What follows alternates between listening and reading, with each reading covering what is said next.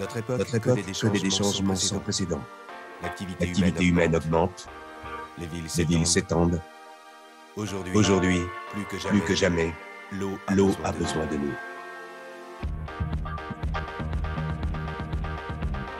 Le traitement de l'eau, c'est notre responsabilité. Une histoire d'hommes, de femmes, faite d'engagement et de savoir-faire. C'est notre histoire au SIAP.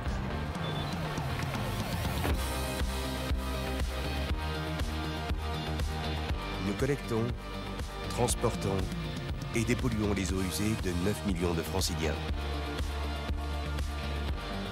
Notre réseau de 440 km de canalisation est géré en temps réel, avec des outils de prévision et de régulation qui nous permettent d'anticiper toutes les situations et d'optimiser la gestion des flux. 7 jours sur 7, 24 heures sur 24.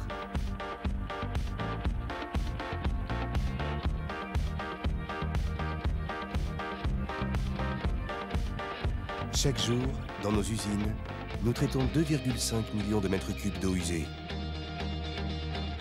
Grâce à un savoir-faire et des équipements uniques en Europe.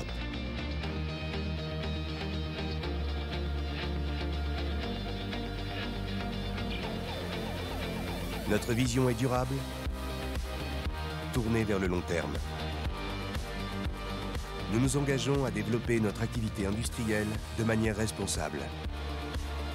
Nous investissons régulièrement dans la modernisation de nos usines et dans le développement de solutions innovantes et protectrices de l'environnement.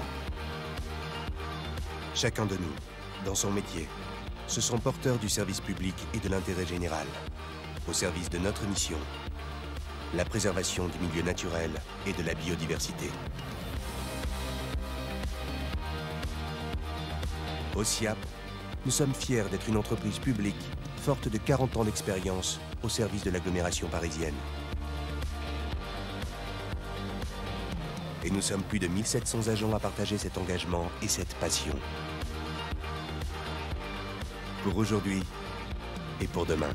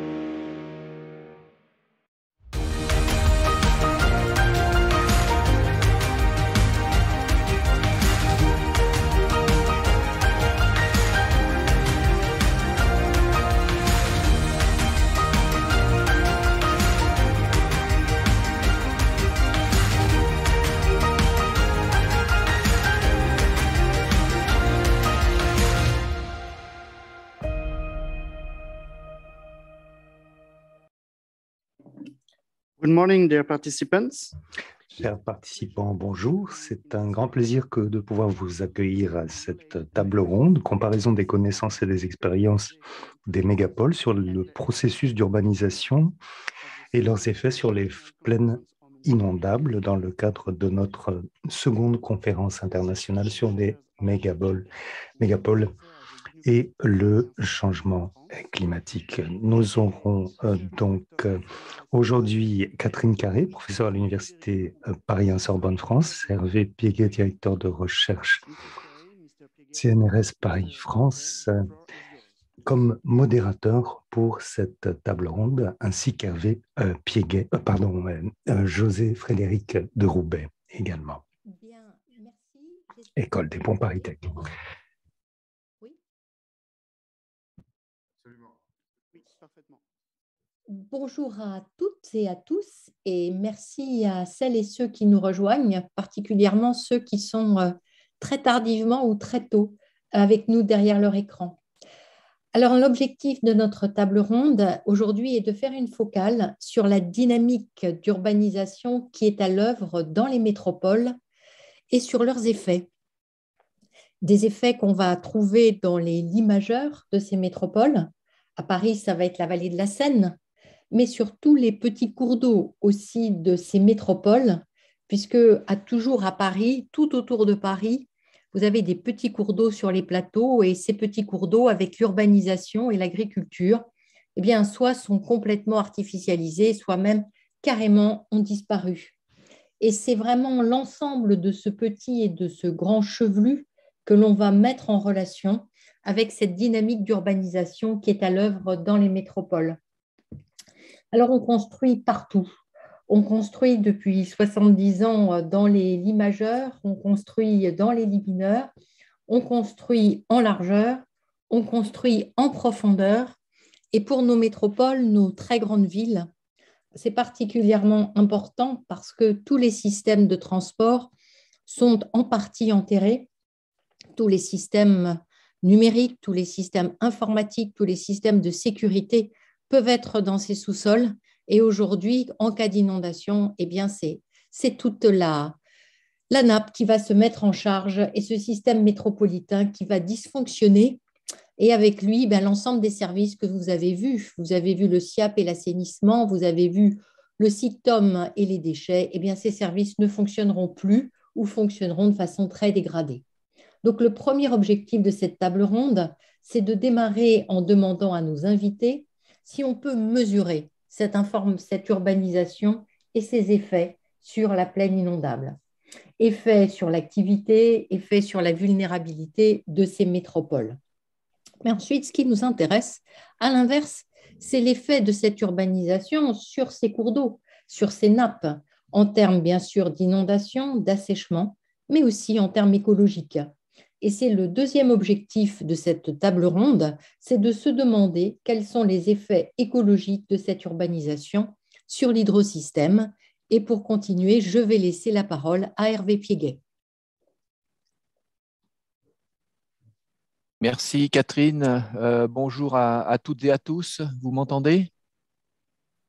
Oui.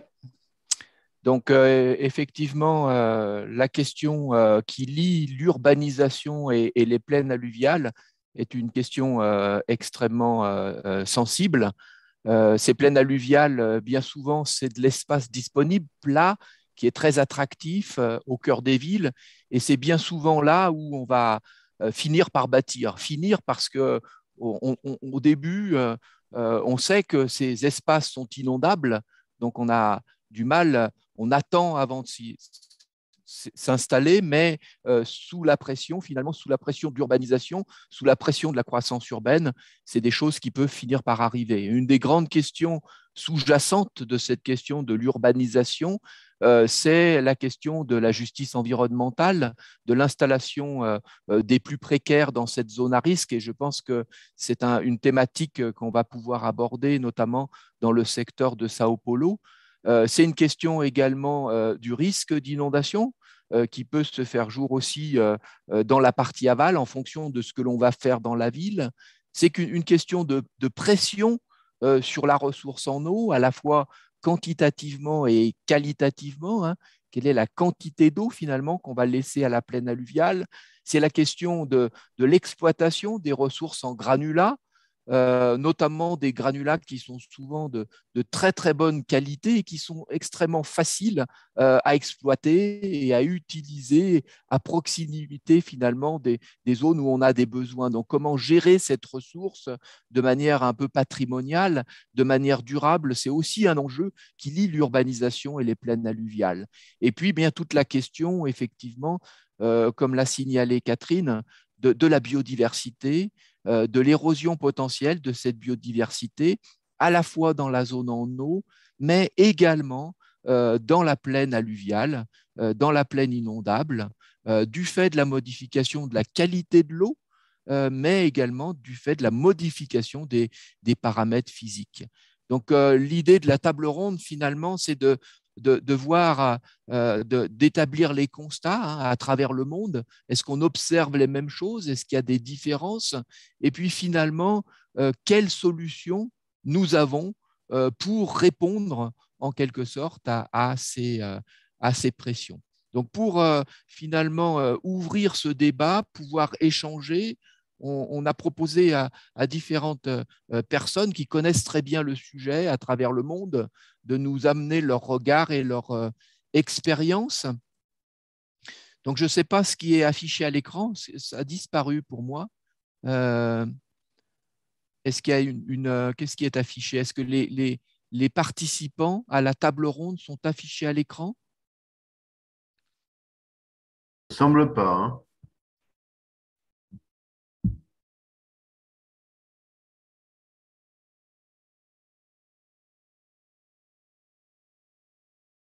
Ah, voilà, le partage. Voilà, bon. C'est parfait. C'est parfait. Donc, avec nous, nous avons 5 participants. Anne Shin, qui est professeure de géographie à l'Université du Colorado et qui va nous parler notamment des enjeux liés aux plaines alluviales et à l'urbanisation dans le secteur de Denver. Nous aurons également en vidéo Jeff Opperman, qui est un scientifique qui travaille à l'échelle globale sur les fleuves pour WWF et qui abordera également des questions de ce type sur notamment la Sacramento. Maria Lucia Belenzani, qui est gestionnaire de cours d'eau, est également impliquée sur la gestion urbaine et la planification urbaine au Brésil, dans la ville de Sao Paulo.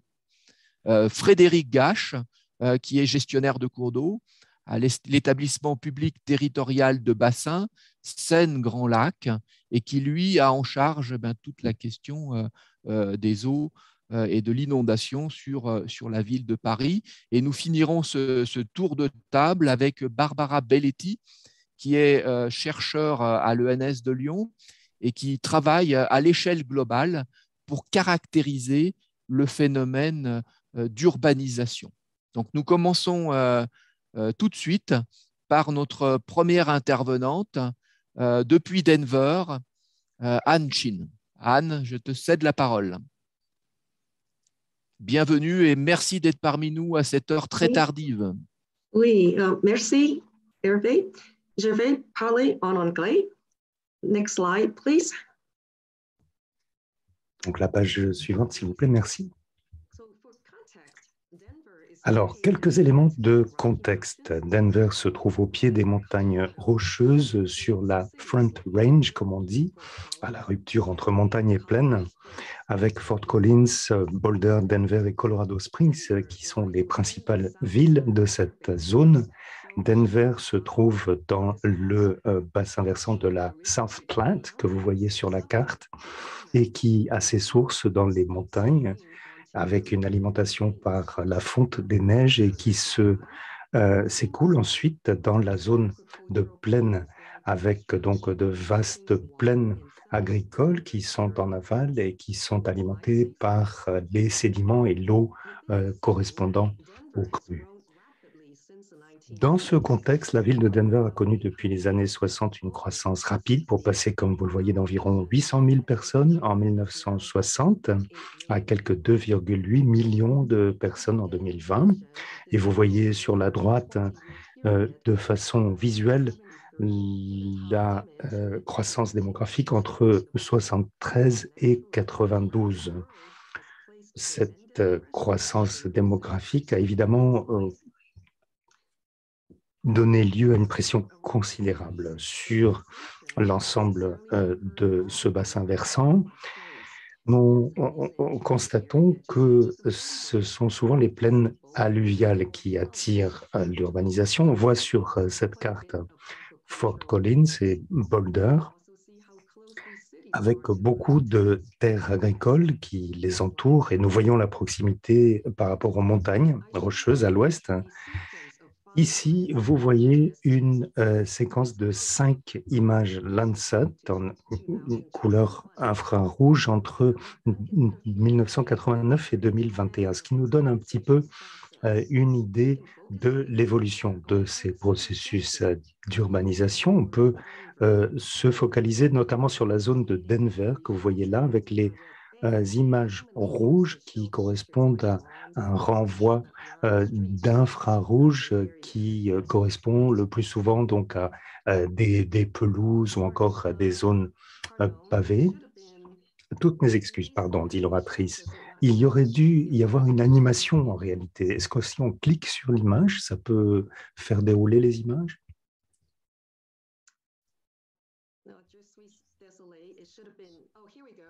Ah, voilà. Donc 95, 2005, 2015, pardon, et 2021. Donc, page suivante. Nous pouvons caractériser cette urbanisation autour de Denver comme étant de nature radiale. Elle part donc du centre-ville et se déroule rapidement depuis les années 60. C'est donc un phénomène relativement rapide, ce qui est peut-être une différence par rapport à certaines des autres villes que nous allons évoquer ce matin. Et cet étalement urbain se poursuit vers l'est, le nord et le sud. Si nous regardons maintenant les effets socio-écologiques de ces évolutions, nous constatons tout d'abord que les cours d'eau constituent un élément très important de l'écosystème, source d'eau potable, habitat pour les oiseaux, les poissons et la faune, et également source d'opportunités de participer à des activités de loisirs.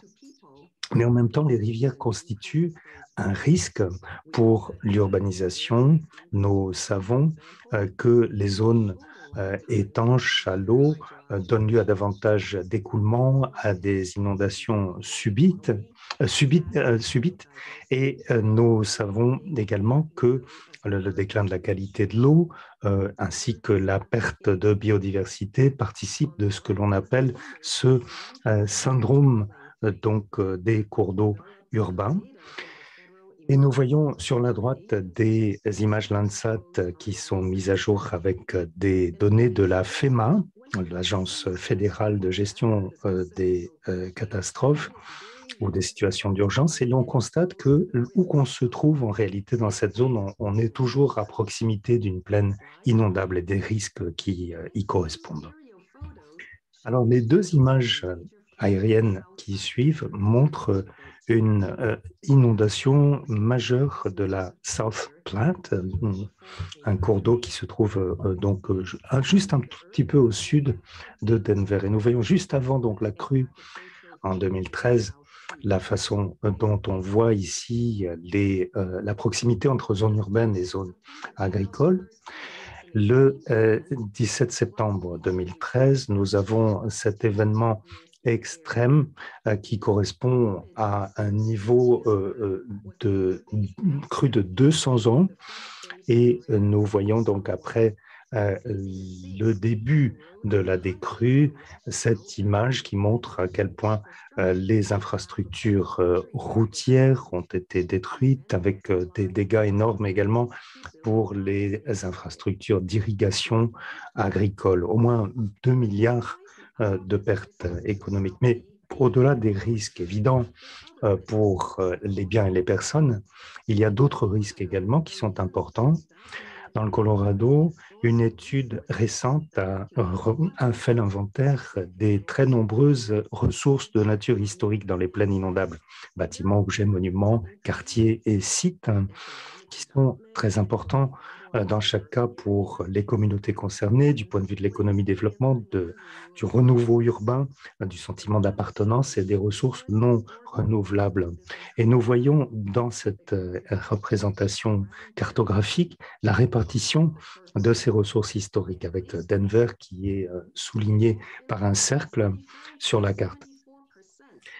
Dans l'ensemble, cet inventaire a montré que quelques 74% des quartiers historiques concernés correspondent donc à des plaines inondables. On a pu également constater que la plupart des municipalités accordent une valeur à ces ressources historiques, mais que rares sont celles qui réalisent une planification avancée pour se protéger par rapport à ces risques. Et nous avons ici donc la ville de Steamboat Springs et la rivière du Yampa dans le nord du Colorado. Pour ce qui est de la gestion donc des inondations et des plaines inondables, Denver était à certains égards un peu en avance sur son temps, puisque nous avons vu la création par le Parlement du Colorado dans les années 60 de la FCD, donc le quartier de protection contre les inondations. Cela faisait suite à une première inondation catastrophique en 1965 et à une autre qui s'est produite au moment même où le Parlement était en réunion en 1969 et qui a donné lieu donc à la création de cette FCD. Est-ce que l'on peut juste revenir un petit peu en arrière? J'ai été un peu trop vite d'innovatrice. Donc ici, on voit la situation de cette FCD dans le bassin versant de la South Platte. Et c'est une zone qui regroupe plusieurs municipalités au-delà de Denver à proprement parler et qui a été renommée en 2019 Mile High FCD, donc du fait que nous sommes à une altitude de quelques 600 mètres, sauf erreur de l'interprète. Donc là, nous avons un certain nombre d'aspects différents de la gestion propre à ces quartiers de protection contre les zones inondables, les FCD. Il s'agit tout d'abord de faire un travail de prévention, mais également, après coup, de résoudre les problèmes existants, donc du point de vue de la construction et des structures qui sont mises en œuvre. Alors, l'approche FCD consiste à essayer de faire un travail de cartographie des différentes zones inondables et de voir également en matière de conception et de bâtiments ou de travaux publics la façon dont on peut essayer d'évoluer pour passer de structures de prévention des inondations à des structures qui ont des usages multiples et qui participent à la réalisation de plusieurs objectifs. On peut considérer que le FCD de Mile High à Denver a remporté de nombreux succès, même si la population a triplé depuis 1969. Il y a désormais environ 5000 structures de moins qu'autrefois dans les zones inondables. Cela permet d'éviter de nouveaux projets de promotion, de développement dans ces zones inondables, d'essayer d'atténuer également les risques. Et nous avons donc un travail de maintenance des structures existantes très important et un travail d'éducation, de sensibilisation et de recherche. Néanmoins, il y a différents problèmes qui persistent. et qu'on peut sans doute comparer utilement avec d'autres parties du monde. Tout d'abord, nous continuons d'être confrontés à des événements extrêmes, sécheresse, feux de brousse qui prennent une intensité sans précédent ces dernières années avec des effets qui sont mal répartis, certaines communautés étant plus exposées que d'autres, avec des considérations de justice sociale qui en découlent. Il y a donc également des conséquences inattendues sur, par exemple, la biodiversité. Nous avons évoqué antérieurement l'importance des ressources historiques et culturelles qui doivent être mieux prises en compte. Et pour cela, il faut une perspective intégrée. Néanmoins, il y a encore très peu d'études qui vont dans ce sens. Enfin, il y a nécessité pour les différents échelons du gouvernement, les différentes parties prenantes, mais également les promoteurs, le secteur privé et bien entendu la communauté scientifique de collaborer, de coopérer. Je suis donc impatient d'entendre les autres orateurs et je vous remercie de votre attention. Anne, pour cette première présentation qui permet de bien illustrer les enjeux d'inondation. C'est vraiment le cas de Denver, un cas tout à fait pertinent pour aborder cette question. On a un petit peu de temps pour une ou deux questions, s'il y a. Moi, j'en ai une éventuellement. Moi aussi, Hervé. Allez, Catherine, on t'écoute. Si j'ai bien compris, Anne, aujourd'hui, vous avez obtenu qu'on ne construise plus, voire même qu'on enlève des maisons. Comment ça s'est fait, ce travail, pour convaincre les gens de partir? Oh, pardon, j'ai compris. Je n'ai compris pas toute la question. Peut-être, Hervé, est-ce que tu peux... I'm going to tell it in English, if you don't mind, Anne. I was wondering, you said that some houses were remoted, were taken away. Je vous pose la question en anglais. Alors, vous disiez que certaines habitations ont été retirées des plaines. Comment avez-vous fait? Eh bien, moi-même, je ne travaille pas directement avec le Flood Control District. Je pense que c'est un service avec un système de permis et que simplement les exigences pour